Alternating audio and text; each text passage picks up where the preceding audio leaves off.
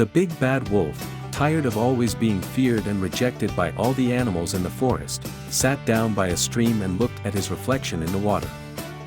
"What have I done with my life?" he asked himself. His sharp teeth and menacing gaze no longer brought him the satisfaction they once had. He remembered the times he had tried to catch the little pigs and how he always ended up frustrated.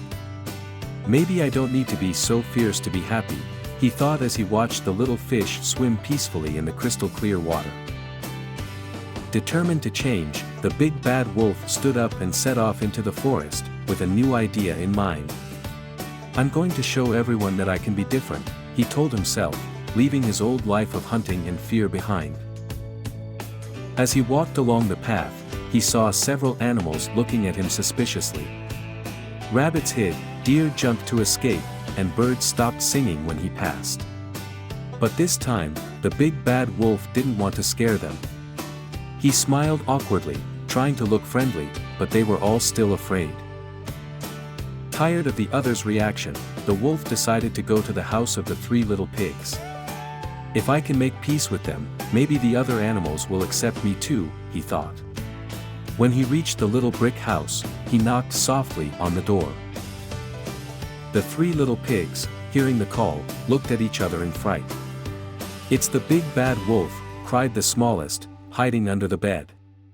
However, the oldest pig, braver, opened the window and asked him, "What do you want now, wolf?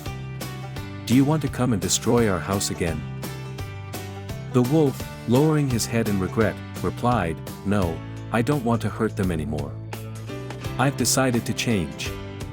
I'm tired of being the bad guy in this story." The little pigs looked at him suspiciously, but the sincerity in the wolf's eyes seemed genuine. "How do we know you're not fooling us?" asked the middle pig. The big bad wolf sighed and sat down in front of the house. "I understand that you don't believe me. I've been terrible to you. But I want to show you that I can be different. You don't have to open the door for me, just let me prove it with actions." The little pigs argued amongst themselves. "Maybe he really wants to change," said the smallest. "But it's a trap," replied the middle one. In the end, they decided to give him a chance, but to stay safely inside the house. For the next few days, the big bad wolf stayed near the piglet's house, helping out where he could. Sometimes he brought wood for the fire, other times he made sure no other predators were around. Over time, the piglets began to relax, seeing that the wolf really was changing. One evening, while the wolf was watching the forest, the little pigs invited him to dinner. "We want to thank you for helping us so much," said the eldest pig. The wolf, surprised and touched, accepted the invitation. That evening they shared a meal where they laughed, talked, and for the first time, the wolf did not feel alone. The big bad wolf's change did not go unnoticed in the forest. The other animals, seeing his transformation, began to approach him without fear. Soon, the wolf became a respected member of the community. He had left his days as a villain behind him and, instead, found something he had never imagined: friendship and peace.